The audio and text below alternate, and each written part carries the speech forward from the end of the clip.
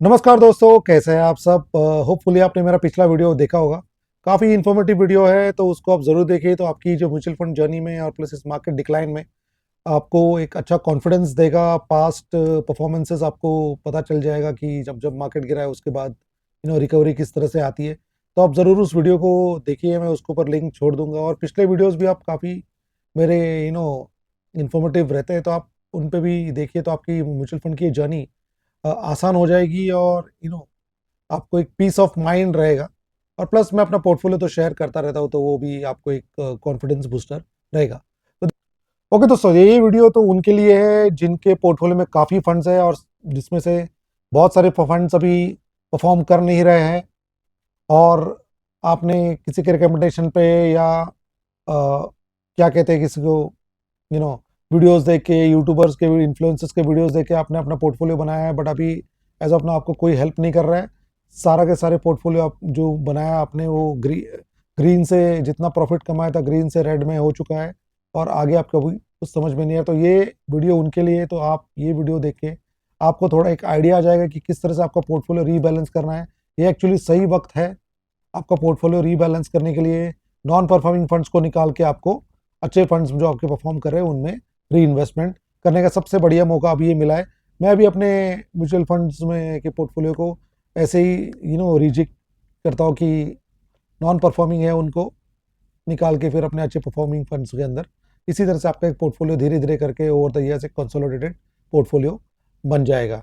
देखिए, ये mutual fund का जो जो पॉपुलैरिटी आई है, इसमें बहुत सारे फंड्स आए, बहुत सारे इन्फ्लुएंसर्स आए, उन्होंने लोगों को बताया टॉप 5 फंड्स, बेस्ट फंड्स 2024, 2025, 2023। तो हर बार तो बेस्ट फंड्स आपके चेंज होते रहते, तो बंदा क्या करेगा जिसको समझ में नहीं आ रहा है, हर कोई फंड्स उसने लेके रख लिया।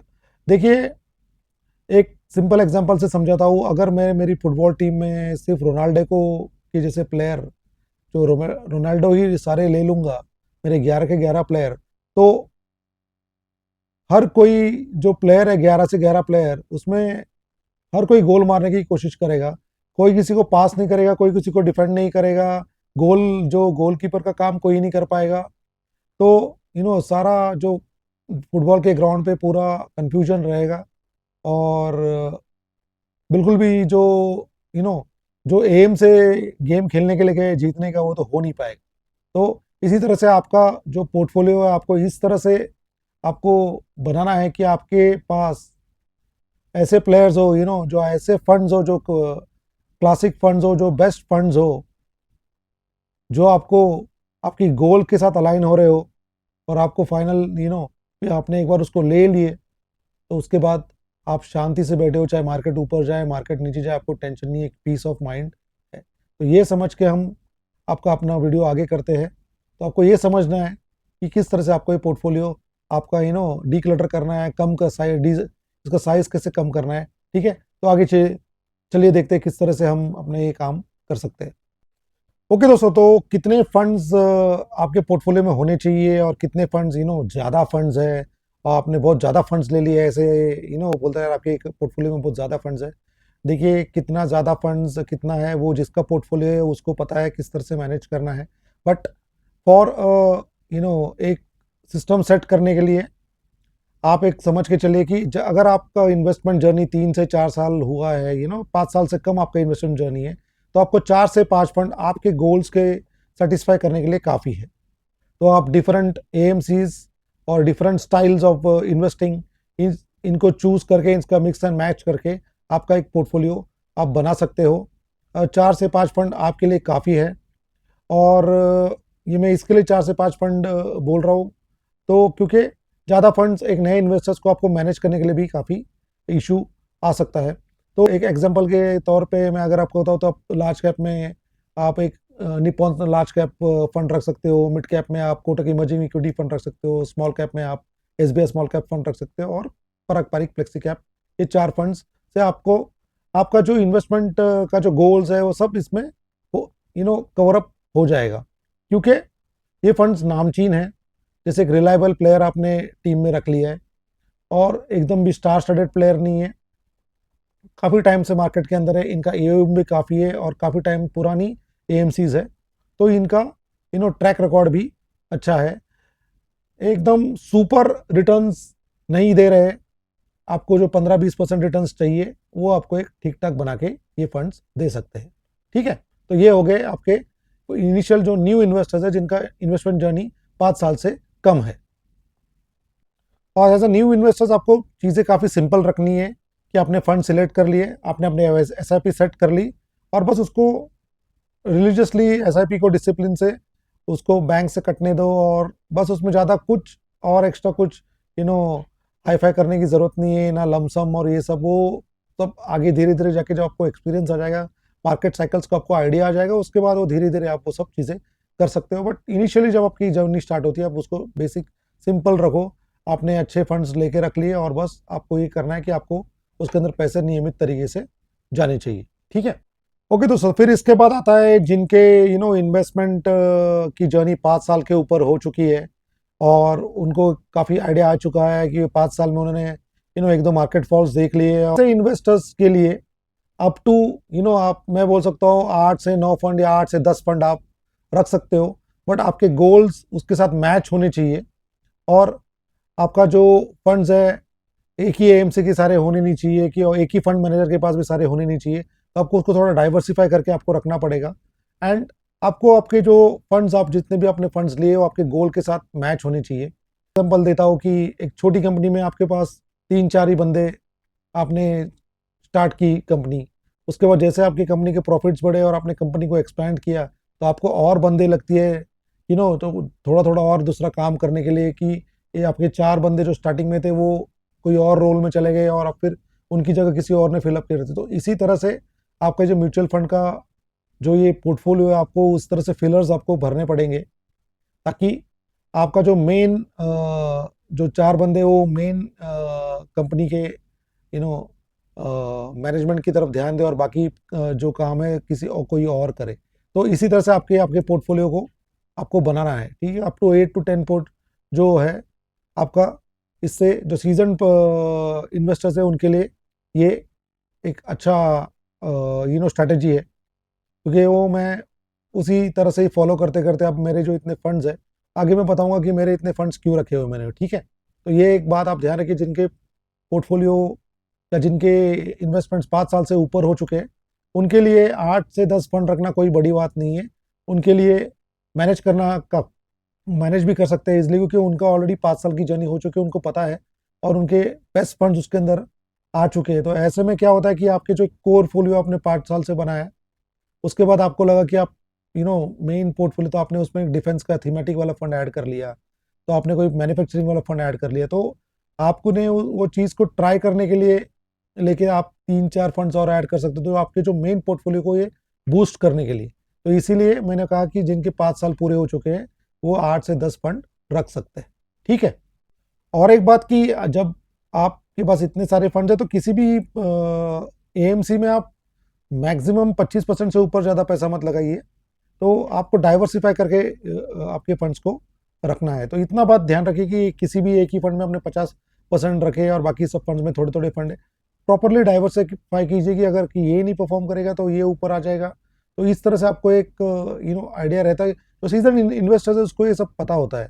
ठीक है, तो बट जो नए इन्वेस्टर्स है वो उनको ये आइडिया होता नहीं, इसलिए उनको 4 से 5 फंड में आपको टिके रहना है। और अभी जो इंपॉर्टेंट बात आ रही है, सर आपके पास तो 10-12 से ज़्यादा फंड है, 14 फंड है, तो देखिए जिनका पोर्टफोलियो करोड़ के ऊपर है ना, करोड़ में है, जिनका पोर्टफोलियो करोड़ में जा चुका है, उनको कि इतने फंड्स की ज़रूरत पड़ सकती है क्योंकि उनके गोल्स, कोर पोर्टफोलियो कहीं और कुछ और कर रहा है काम, और कुछ बाकी चीज़ें, कुछ और एक सैटेलाइट पोर्टफोलियो भी उन्होंने बना के रखा है ताकि मार्केट की जो साइकिल को कैप्चर करने के लिए, कभी जिस तरह डिफेंस की साइकिल चल रही तो उसके अंदर डिफेंस का कोई फंड ले लिया 1 साल के लिए, उसके अंदर प्रॉफिट आ गया तो वो निकाल लिया। तो जैसे जैसे आपका आपकी अमाउंट बढ़ी है, तो जैसे मैंने पहले कहा कि जिनकी 5 साल, तो आपकी कंपनी में आपकी पोजीशन अभी बढ़ गई है और आपने आपकी कंपनी अभी जो स्मॉल कैप थी पहले आपने उसको मिड कैप वाली बना दिया, अभी आपकी कंपनी लार्ज कैप बन गई है। तो जो आपके जो टॉप वाले जो ऊपर चले गए उनके नीचे वाले आपको तो और भी चीज़ें आप चाहिए। बट ये है कि जो भी प्लेयर आप अंदर ले रहे हो, फंड अंदर ले रहे हो, वो आपके काम का होना चाहिए। ऐसे नहीं कि वो आपके जो पूरे पोर्टफोलियो को एक वैल्यू लेके आना चाहिए कि भाई मैं इस फंड्स को लेने से मेरे कहीं पे मेरी कमी कमी पूरी हो रही है कि नहीं। तो ये सोच के आपको जो जिनके पोर्टफोलियो करोड़ के ऊपर है वो ये 10 के ऊपर भी फंड्स रख सकते हैं। डिफरेंट एएमसीज, डिफरेंट स्टाइल्स वाले फंड्स, डिफरेंट मैनेजर्स वाले फंड, जो डिफरेंट सेम फंड मैनेजर्स के पास फंड नहीं है, तो ये वो जिनके अमाउंट ज़्यादा है वही सब ये इतने फंड्स रख सकते हैं। तो और ये जितने भी फंड्स आपने रखे वो आपके काम के सारे फंड्स है कि ऐसे नहीं मैंने इसको इस के लिए ले लिया और फिर मेरा कुछ काम का नहीं। अगर आपने देखा होगा मेरे पास कुछ काफ़ी फंड्स एसआईपी मेरी 8 से 9 फंड्स के अंदर ही चल रही है, बट बाकी के जो एक्स्ट्रा फंड्स थे वो लमसम में थे और टाइम टू टाइम में इन्वेस्टमेंट किया हुआ था। अभी जैसे दिसंबर में मैंने क्वांट एक्टिव फंड का परफॉर्मेंस थोड़ा डाउन जा रहा था। उस वक्त मेरे को उस वक्त मुझे, ये मुंबई की लैंग्वेज है तो थोड़ा संभाल के ले लो, तो उस वक्त मुझे वाइफ के लिए गाड़ी भी लेनी थी, तो मैंने उस फंड को सीधा निकाल लिया, सीधे पैसे स्ट्रेट 7 लाख 4-5 लाख इन्वेस्टेड थे, 6 लाख से कुछ इन्वेस्टेड है, 4 लाख का प्रॉफिट था, 10 लाख की गाड़ी ले ली। तो इस तरह से जिनके पोर्टफोलियो बड़े होते हैं तो वो इस तरह से प्लान करते हैं कि भाई एसआईपी वाली जो आपकी कमाई है, एसआईपी वाली जो आपका पोर्टफोलियो है उसको टच नहीं होगा। आपने बीच बीच में कुछ ऐसे फंड्स लेके रखे हुए हैं जो आपकी बीच के कोई गोल्स है उनको आप कंप्लीट कर रहे हो, और आपका पोर्टफोलियो भी जैसे आप देखेंगे थोड़े टाइम के बाद मेरा पोर्टफोलियो और कम होता जाएगा और वो 10 तक आ जाएगा और फिर 10 तक के आसपास ही वो घूमता रहेगा।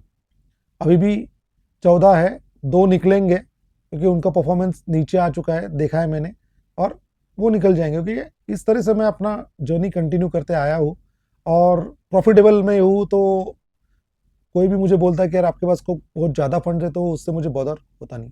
ठीक है, ओके दोस्तों, तो जो इम्पोर्टेंट टॉपिक है किस तरह से आप अपने पोर्टफोलियो को डाउन साइज कर सकते हो और किस तरह से जो नॉन परफॉर्मिंग फंड्स है आप उनको आउट कर सकते हो, या पोर्टफोलियो को आप किस तरह छोटा कर सकते हो जिनका पोर्टफोलियो में काफ़ी फंड्स हो चुके हैं और उसमें से परफॉर्म कर रहे हैं फंड्स, कुछ परफॉर्म नहीं कर रहे। तो देखिए सबसे पहले जो न्यू इन्वेस्टर्स जिनके 5 साल पूरे नहीं हुए, आप आपके पोर्टफोलियो में अगर कोई भी थीमेटिक फंड है, सेक्टोरल फंड है, आप इनको आपके पोर्टफोलियो से सीधे सीधे बाहर कर दीजिए।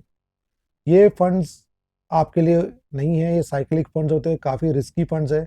एक नया इन्वेस्टर इसको समझ नहीं पाता है। मोस्ट ऑफ द टाइम क्या होता है कि फंड्स चलने के बाद वो दौड़ जाते हैं, उसके बाद हमको रियलाइज़ होता है अरे ये फंड तो अच्छा भाग रहा है, बट तब तक उसका साइकिल ख़त्म हो चुका है जब हम एंट्री करते हैं और फिर वो फंड फॉर्म करता नहीं है। तो ऐसे फंड्स आपके पोर्टफोलियो के अंदर है, अगर उन्होंने प्रॉफिट आपको दिया हुआ है तो उनसे एग्जिट कर लीजिए, और जो डाइवर्सिफाई फंड्स है उनमें वो पैसा आप ट्रांसफ़र री इन्वेस्टमेंट कर सकते हो। देखिए अगर आपने जस्ट आपकी जर्नी शुरू की है, आपके पास एक लार्ज कैप, एक मिड कैप, एक स्मॉल कैप, एक फ्लेक्सी कैप है और 1 साल ही हुआ है, तो आपको एटलीस्ट मिनिमम 3 साल तो देना पड़ेगा किसी भी फंड को उसका परफॉर्मेंस जज करने के लिए। तो 2 फैक्टर्स तो मैंने अभी आपको बता दीजिए ये नए इन्वेस्टर्स के लिए। लेकिन अगर आपके पास ऑलरेडी, और तीसरा एक चीज़ है कि आपको आपका पोर्टफोलियो ओवरलैप हमेशा चेक करना है कि आप अगर एक कैटेगरी के 2 फंड्स पिकअप कर रहे हो जैसे लार्ज कैप में, तो आपको उसका श्योर शॉट आपको ओवरलैप रहेगा, क्योंकि लार्ज कैप में कंपनी है कि निफ्टी 50 में जितनी कंपनी है वो ऑलमोस्ट सभी लार्ज कैप फंड्स के पास होती है। तो जनरली आपको एक ही लार्ज कैप का मैं सजेशन जनरली देता हूँ। तो सिंगल लार्ज कैप रहेगा तो आपको एटलीस्ट 3 साल तो देना पड़ेगा आपके फंड को जज करने के लिए बिफोर आप उसको पोर्टफोलियो से आउट कर सकते हो। मिड कैप्स में तो आपके पास उतनी ज़्यादा कंपनीज है तो ओवरलैप का जो फैक्टर है परसेंटेज है वो थोड़ा कम रहेगा। इवन इन स्मॉल कैप्स में आप 4 या 5 फंड भी पब्लिक रखती है, 3 फंड, तब भी ओवरलैप उतना होता नहीं है। मिनिमम 30%, 25% से लेकर 30% तक ओवरलैप इज ओके, उसके ऊपर का ओवरलैप इज नॉट गुड तो ये एक सिंपल सा एक छोटा रेशियो है, उसको आप समझ लीजिए। तो एक तो हो गया कि आपके सेक्टोरल फंड्स, थीमेटिक फंड्स को आपको आउट करना है। सेकंड, आपको एटलीस्ट 3 साल देने हैं आपको फंड्स को कि चेक करने के लिए कि भाई इनका परफॉर्मेंस किस तरह से जा रहा है। अगर आपके ऑलरेडी फंड्स के 3 साल हो चुके हैं और आपने एक अप साइकिल देख लिया, एक डाउन साइकिल अभी आपका चल रहा है, उसमें आपने देखा कि आपका जो फंड्स समझो 2 मिड कैप्स अपने के पास है और उसमें से एक फंड कम गिर रहा है और एक फंड काफ़ी ज़्यादा ही वोलेटाइल है, वो ज़्यादा ज़्यादा नीचे जा रहा है। उस फंड के कंपैरिजन में दोनों की एसआईपी आपकी सिमिलर एसआईपी चल रही है, तो आपको जो फंड जो ज़्यादा डाउन साइड में जा रहा है, आपको उसके ऊपर ध्यान देना चाहिए। और अगर आपको लगता है कि यस, ये फंड मेरे पोर्टफोलियो और मेरे गोल के साथ मैच नहीं हो रहा है, तो आपको उसको आउट कर देना चाहिए। Similarly with the small caps, तो आपको देखेंगे कि आपके 4 स्मॉल कैप में से कोई एक स्मॉल कैप होगा जो बहुत बढ़िया, जिसका डाउन साइड प्रोटेक्शन बहुत बढ़िया है, जो इतने मार्केट फॉल में भी कम गिरता है।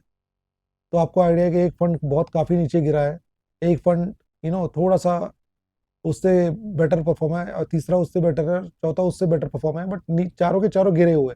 तो उसमें से एक फंड आपने देखा होगा, एक दो फंड की भाई ये 2 फंड को हमको मुझे निकाल।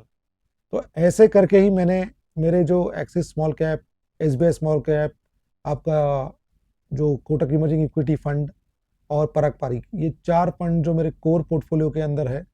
और ये इस वजह से मैंने इनको 2020 के जो फॉल में मुझे रियलाइज़ हुआ कि ये फंड से कम गिरते हैं, और फिर जब मार्केट ऊपर आएगा तब ये बहुत अच्छा परफॉर्म करेंगे। 15 से 20% के आप रैशनल पे चलिए, आप ज़्यादा हाई फाई एक्सपेक्टेशंस मत रखिए कि इतने परसेंटेज मिलेगा। 15% भी 15% ही मैं ज़्यादा, 20% भी ज़्यादा बोल रहा हूँ।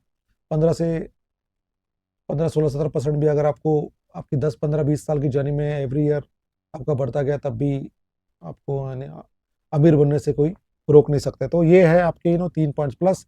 ये ऊपर से आपके पास कोई ऐसे फंड्स है जो जस्ट आपने लेके रखे हुए, जिनमें आपकी 1000 की एसआईपी जा रही है, जबकि आप 25,000 की आपकी एसआईपी है, उसमें से आप किसी फंड में सिर्फ 1000 डाल रहे हो, तो ऐसे फंड का कुछ फायदा नहीं है। वो आपके पोर्टफोलियो में कुछ वैल्यू ऐड नहीं कर रहे, वो अगर उसका कुछ फायदा ही नहीं। तो जो फंड्स में आपको बेस्ट लग रहे हैं, 4 या 5 फंड, उनको पकड़ के एज अ न्यू इन्वेस्टर उनमें चलिए।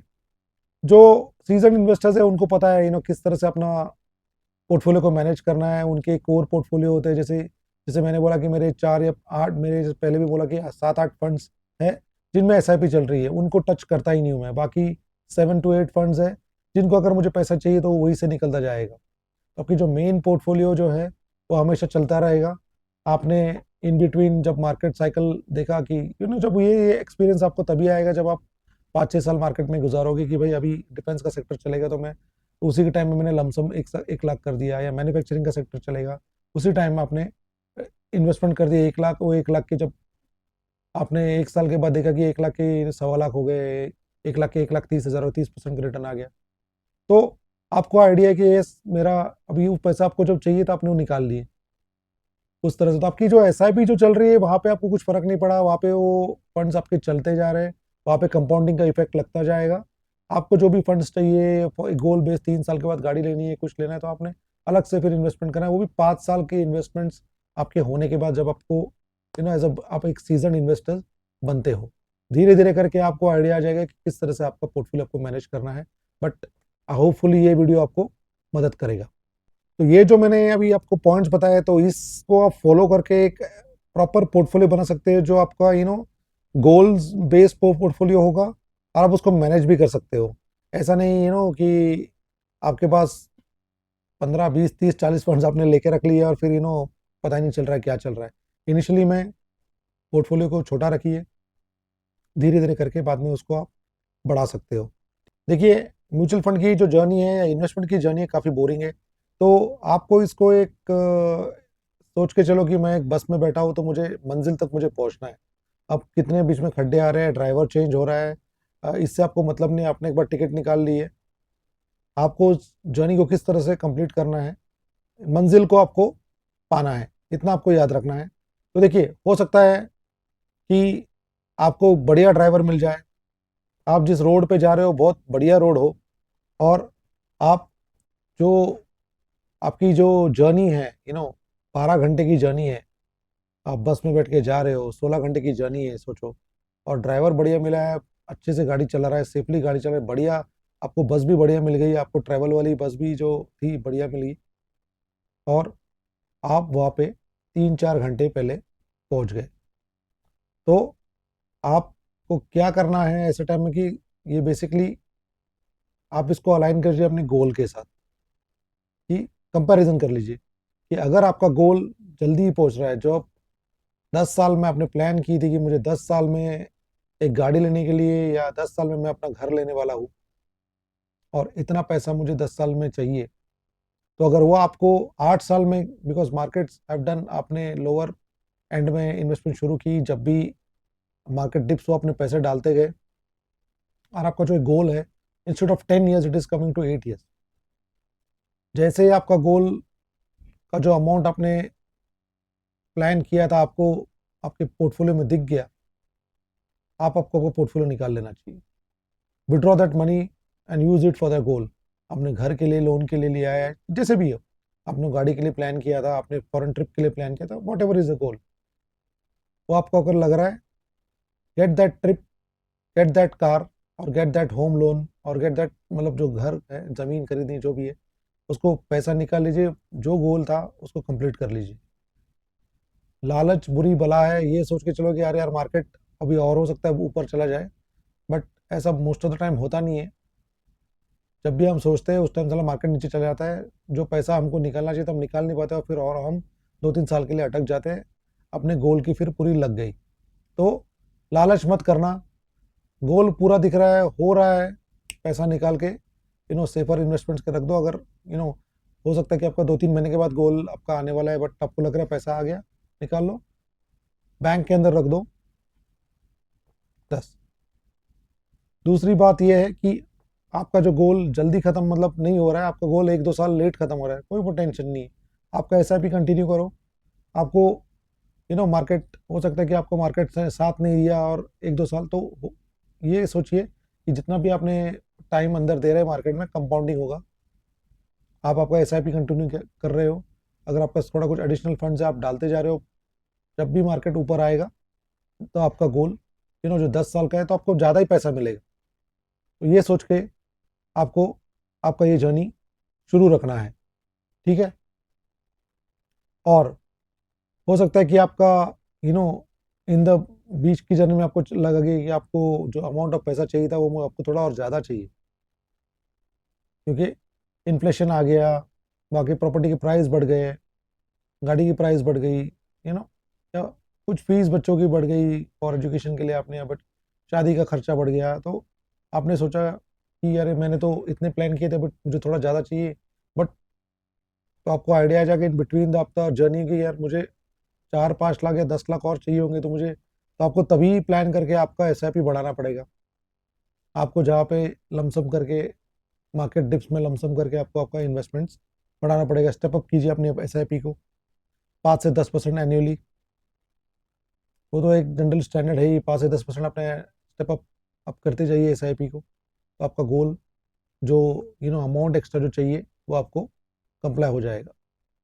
और इन केस आपका गोल आपका जो टाइमलाइन डिक्रीज हो जाता है, कि आपको जो अमाउंट आपको चाहिए था वो अभी आपको उतना अमाउंट लग नहीं रही है, आपने सोचा होगा कि आपको बच्चों के एजुकेशन के लिए 15-20 लाख रुपए चाहिए, बट हो सकता है कि आपके जो बच्चा है उसने स्कॉलरशिप निकाल ली और आपको सिर्फ अभी 10 लाख रुपए ही चाहिए। तो आपको करना क्या है, जैसे आपका 10 लाख आपने अचीव कर लिया है वहाँ पे, बट आपका टारगेट था 20 लाख का, और आपके और 4-5 साल की इन्वेस्टमेंट बाकी है, आपको जो 10 लाख जो आपको चाहिए आपको निकाल लीजिए, ठीक है, क्योंकि लालच बुरी वाला, जैसे मैंने पहले कहा, और उस पैसे को आप FD में या वहीं पे शिफ्ट कर लीजिए, क्योंकि आपका 10 लाख आपको जो टारगेट था वो पूरा हो चुका है।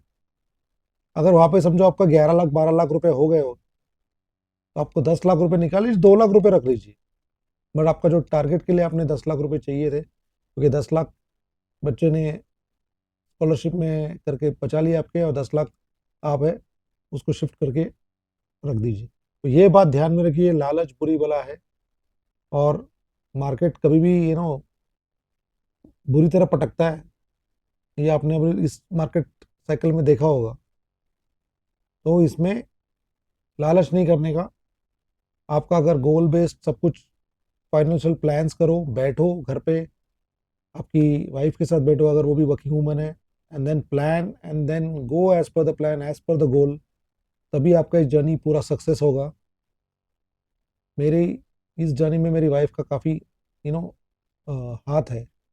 इवन वो डायरेक्टली इन्वॉल्व नहीं है, लेकिन जो खर्चे कम करना घर में और डिसिप्लिन्ड वे में लाइफ को सेट करना, तो उसमें बहुत फ़र्क पड़ जाता है। मैं यहाँ पे प्रॉपरली कंसंट्रेट कर पा रहा हूँ, क्योंकि वहाँ पे मुझे से घर से कोई टेंशन नहीं है। तो यस, तो बैठिए वाइफ के साथ, आपकी फैमिली साथ, सिंगल हो तो प्लान कीजिए, गोल बनाइए, और फिर उस गोल को अचीव करने के लिए डिसिप्लिन वे में SIP डिप्स ऑन, जब अगर एक्स्ट्रा पैसा आ रहा है तो उसको मार्केट में लमसम करिए डिप्स में, लमसम भी एक साथ नहीं, जैसे मैंने पहले पिछले वीडियो में बताया, धीरे धीरे धीरे करके ओवर द पीरियड, तब जाके आपको एक सक्सेसफुल इन्वेस्टर बन पाओगे। तो दोस्तों, अगर आपको वीडियो अच्छा लगे प्लीज़ लाइक शेयर सब्सक्राइब। अगर आपका पोर्टफोलियोज में कुछ इश्यूज है ज़रूर कमेंट कीजिए। पोर्टफोलियोज आप भेज सकते हो, मैं जनरली कमेंट आपको बता देता हूँ, but this is how the portfolio आपको रिजिक करना है। अगर वीडियो लंबा रहे तो थोड़ा माफ़ करना, बट काफ़ी एक्सप्लेनेशन करना पड़ता है, बहुत लोगों को समझ में नहीं आता। तो अगर आपको वीडियो अच्छा लगे प्लीज़ लाइक शेयर सब्सक्राइब। जय हिंद, जय भारत, जय श्री राम।